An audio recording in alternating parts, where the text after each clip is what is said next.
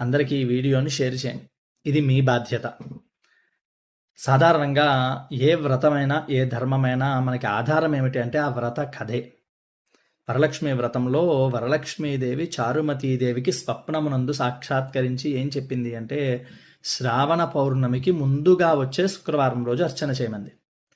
ఇప్పుడు శ్రావణ మాసం జూలై 25వ తారీఖు మొదటి రోజు శుక్రవారంతోనే ప్రారంభమవుతోంది పాడ్యమి గడియలు.